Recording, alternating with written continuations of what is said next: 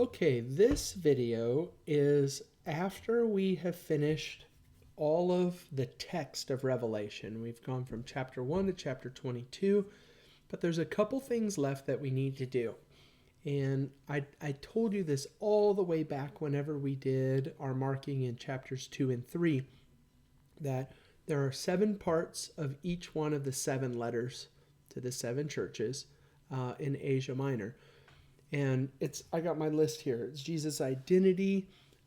Jesus is the words of him who, praise, I know you're doing this great, criticism, but I have this against you. You're not doing this. The admonition, which is do this instead. This is the redirection, the warning. If you don't do this, then this is what's going to happen.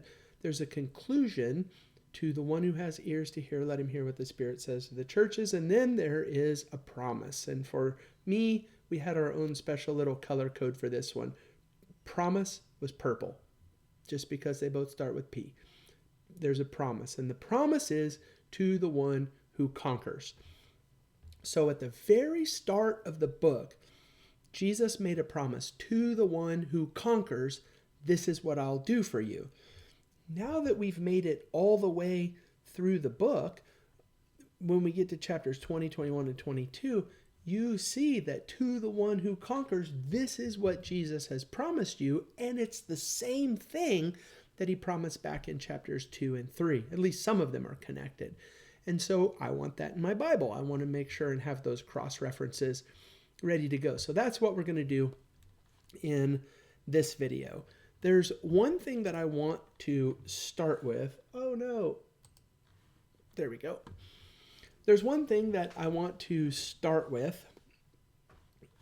I could have at least taken the time to get us in the right spot, right? Revelation chapter 2. Okay.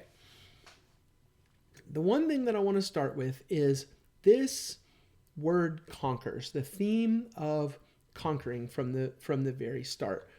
And I'm not exactly sure where I'm going to write it. I think probably, look at this. This is where it is in my Bible. I've got the very first church at Ephesus. And what I have here is a little purple pin that says, to the one who conquers, I will grant to eat of the tree of life, which is in the paradise of God. And you should say, oh, I know what that's referring to, because we just did it in the last video. And so we're going to point to those verses. That's what that purple is. But there's a bigger purple note. And the bigger purple note is this bigger theme of conquering throughout the book of Revelation.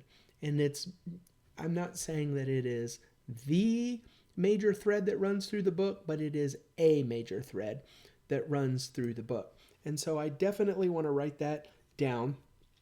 I'm going to move my document cam out of the way here so that I can type, and you can write these down with me. I'm gonna write them first, and then I'll be able to click the links and read them very quickly. So I think what I'm going to do is I'm going to take this note to the one who conquers, and I'm going to put a purple note tab on it, and I'm going to say, this is going to be our title, Conquering in the Book of Revelation. Let's make that bold. That's a nice title. There's some good things about doing this on the computer, but there's more benefits to writing in your Bible. Okay, there's 3 levels of conquering that tell the story of the book of Revelation. Number 1, Jesus conquers. And the Jesus conquers verses are going to be Revelation 5 and verse 5, 6 and verse 2. I'm going to put times 2 because there are 2 times that the word conquer is used in that passage. I think that that's going to mess up my link highlighting, though, if I do that. And chapter 17 and verse 14. Let's look at those real quick. Jesus conquers. 5:5. One of the elders said to me, weep no more. Behold, the Lion of the tribe of Judah, the Root of David, has conquered so that he can open the scroll. Who can open the scroll? Jesus. Jesus can. He is conquered. He's able to do it. Chapter 6 and verse 2. I looked, and behold, a white horse, and its rider had a bow, and a crown was given to him, and he came out conquering and to conquer. There's your two references there. So Jesus and his people. I'm not sure that that actually is Jesus, but it's Jesus's people. They come out and they're conquering. They're doing God's will. Chapter 17 and verse 14. They will make war on the Lamb, and the Lamb will conquer them. For he is the Lord of lords, the King of kings, and those who are with him are called the chosen and faithful. So there you go. Number 2, you have, so what do you have? In the story, you have the protagonist. I think that's the good guy. That's Jesus who conquers. Then you have the antagonist. So I'm going to say the beast. I think that that's singular. Let's say the beast will conquer. And that's going to be Revelation chapter 12 and verse 11. No, that's not right. Revelation 11 and verse 7. 13:7. And that's it. Thankfully, that's it. It's kind of like Voldemort and Harry Potter. He's a bad guy and he loses in the end, but he sure makes everybody's life miserable on the way to losing in the end. So the beast conquers. He's not a good guy. Wait a minute. I thought that I put a purple note on this. There we go. Let's read about the beast. Chapter 11 and verse 7. When they have finished their testimony, the beast that rises from the bottomless pit will make war on them and conquer them and kill them. The beast is after God's people. Chapter 13 and verse 7. Also it was allowed to make war on the saints and conquer them. So the beast conquers. All right. And so then this is the message. Let's just put the saints will conquer. Oops, I think I wrote Satan's. The saints will conquer. And that's going to be Revelation 12 and verse 11. 15 and verse 2. 21 and verse 7. The saints will conquer. In chapter 12 and verse 11, they have conquered him, the beast. They have conquered him by the blood of the Lamb and the word of their testimony, for they love not their lives even unto death. So even though they were killed by the beast, they still conquered by the blood of the Lamb. They were victorious in the end. Chapter 15 and verse 2, and I saw what appeared to be a sea of glass mingled with fire, and also those who had conquered the beast and its image, and the number of its names, standing beside the sea of glass with harps of God in their hands. And they sing the song of Moses. The song of Moses is the song of victory.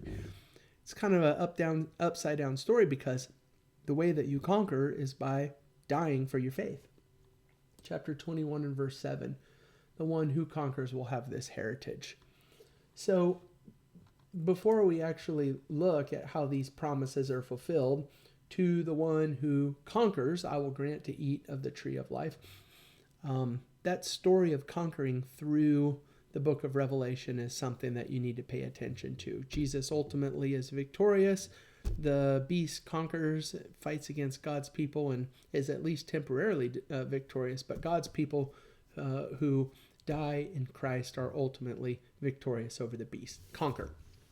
Okay, so let's look at each one of these fulfillments. As I showed you just a second ago, this is our first example. To the one who conquers, I will grant to eat of the tree of life, which is in the paradise of God. What I have done in these notes is I only put my references here in chapter 2 and 3. I did not put the promises that were made next to the fulfillments at the end. You might choose to do that, but I didn't do that.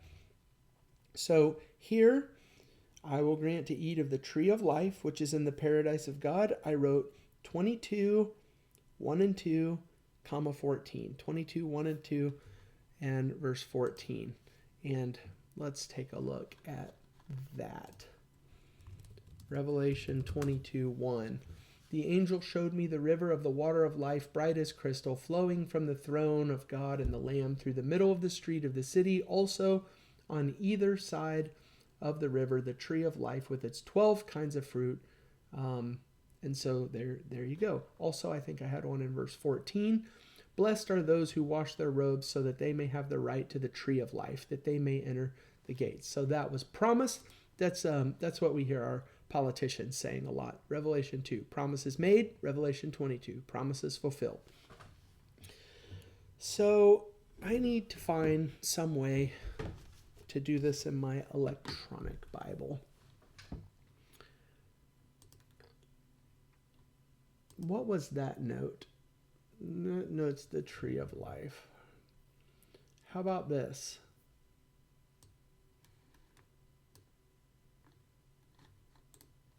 Selection. Note. I want that to be a purple note because that's what we're talking about. And I will just write Revelation 22, 1 and 2, 14. How about this? I have room to do this, so I'll write fulfillment. There we go. That's what I'll do for each one, because each one is not like, here's the whole thing. It's next to something specific. Okay, so that's the first one. Only 6 more to go. Let's go down to the church at Smyrna. And in verse 11, he who has an ear, let him hear what the Spirit says to the churches. To the one who conquers will not be hurt by the second death. That should sound familiar to you. That's something that we've talked about quite a bit. So let's do this. Will not be hurt by the second death. I want to put a note there. Good. I will write fulfilled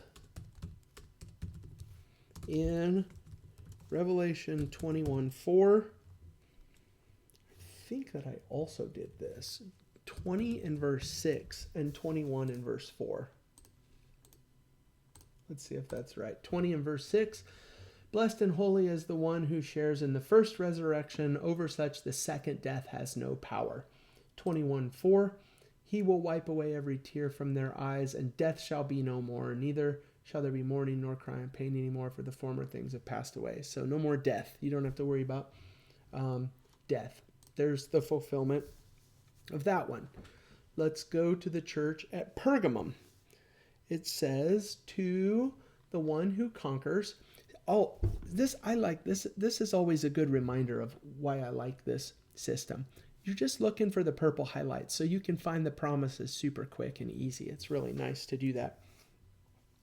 To the one who conquers, I will give some of the hidden manna. I will give him a white stone with a new name written on that stone that no one knows except for the one who receives it. So, okay, let me show you what I've done here. I will give him a new name. That's the thing specifically. Hidden manna, I don't know. I'll give him a new white stone, I don't know. But this is the one that we can definitely find fulfilled at the end of Revelation. I will give him a new name written on the stone that no one knows except the one who receives it. So I put chapter 3 in verse 12, because in chapter 3 and verse 12, it says, I'll make him a pillar in the temple of my God. Never shall he go out of it. I will write on him the name of my God and the name of the city of my God, the new Jerusalem, which comes down from heaven. So, and it says, and my own new name. So the concept of giving someone a new name is found in both of these passages. So there's my cross-reference back to chapter 2 and verse 17. The new name, and so I'm back at chapter 2 and verse 17. The new name, it's also in chapter 3 and verse 12, and it's fulfilled in 22 and verse 4. That's the reason why I wrote that one in that way. So let's write that.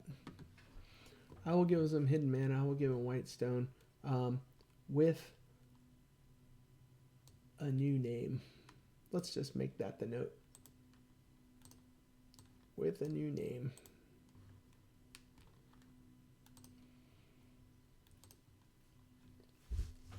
I'm going to write also in Revelation 3:12, fulfilled in Revelation 22 and verse 4. Revelation 22 and verse 4 says they will see his face and his name will be on their foreheads. So there's the promise fulfilled. At least that I wrote for that one. Okay, Thyatira. Let's go down to chapter 2 and verse 26. The same kind of thing happens in this one where there is another church with a promise that makes something similar. So let's read it first. The one who conquers and who keeps my works until the end, to him I will give authority over the nations, and he will rule them with a rod of iron, as when earthen pots are broken in pieces, even as I myself have received authority from my Father, and I will give him the morning star. Okay, authority over the nations. I think that was what I intended for that one. Look at chapter 3 and verse 21. At chapter 3 and verse 21, this is what Jesus promises to the church in Laodicea. The one who conquers, I will grant him to sit with me on my throne.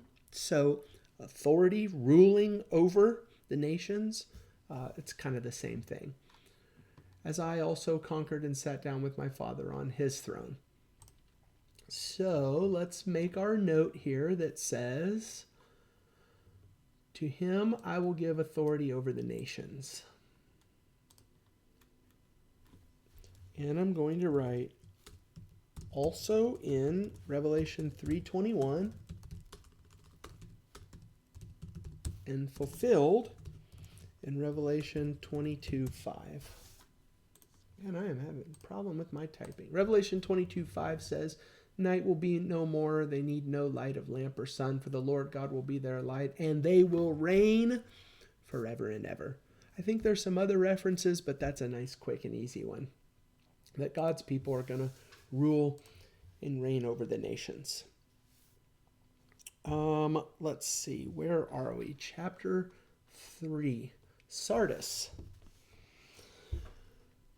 The one in chapter 3 and verse 5. The one who conquers will be clothed thus in white garments, and I will never blot his name out of the book of life. I will confess his name before my Father and before his angels. On that one, I'm going to do the I will never blot his name out of the book of life. If you really want your name in that book, you already knew I was going to say that, didn't you? And I'm going to say fulfilled in Revelation. I think I'm going to do this first. 20 in verses 11 through 15, but then this is the main one. Revelation 21:27. Let's read both of those. Revelation 20 and verses 11 through 15. This is, what vision is this? This is the fourth of 7 visions. See how easy that is? And you want your name in the book of life. And then verse 15, if anyone's name was not found written in the book of life, he was thrown into the lake of fire. But 21:27 is the main point.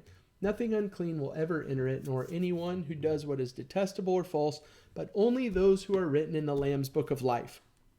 So the promise was, I will never blot his name out of the book of life. I'm guessing that the one who conquers will be clothed thus in white garments. There's probably, you know what, we can probably do this really fast, I bet. Let's just try something. Let's see what we got. Be patient with me. You can fast forward through this if you want. White in the book of Revelation.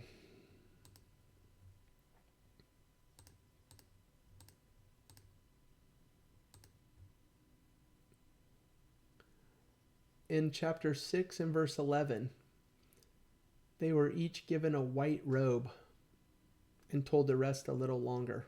I want that.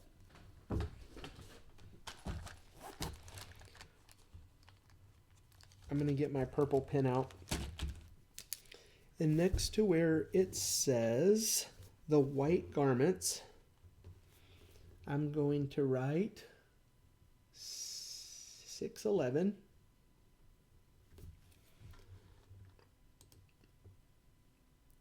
In 7:9,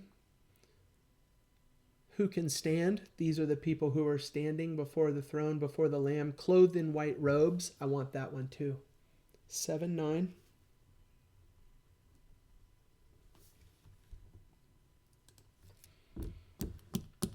(7:13), who are these clothed in white robes? So that's going to be 7:9, 13. What is that? 13 and 14.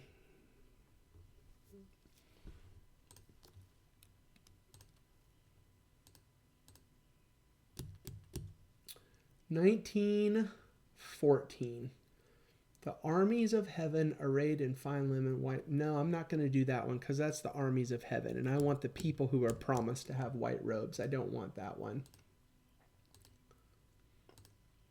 That's it. Real quick search of white. There's going to be another one. I know that there's at least a couple more, but that's at least good to start with the promise. I probably need to put that one. Will be clothed thus in white garments. I'm just going to write the verses that I just wrote in my Bible right now. Fulfilled in Revelation 6:11, 7:9, 13 and 14. Okay, thanks for your patience on that one. I like having better stuff. Philadelphia. We've already talked about this one a little bit. In chapter 3 and verse 12, the one who conquers, I will make him a pillar in the temple of my God. That probably needs to be a reference. I don't have this done, but probably remember in chapter 21 where we did all the 12s and there's the city and there's pillars and all of that. If you wanted to take the pillar in the temple of my God and connect it to chapter 21, you know what? Let's just do it. I don't have it in my Bible now because I just now thought of it. Chapter 21, there's 12 gates, 12 angels, 12 tribes, 12 foundations, 12 names, 12 apostles, 12,144. There's a wall with 12 stones, 12 gates, 12 pearls. You know what I'm going to do for that one? Where it says pillar in the temple of my God. Oh, I did have it written down. Just ignore me. See, if I was going to go back and edit these videos, I would have just edited that whole thing out, but I'm not going to. Okay, let's do it first. I will make a pillar in the temple of my God, and never will he go out of it. So I will make a pillar in the temple of my God. It's going to be our note. That's going to be fulfilled in,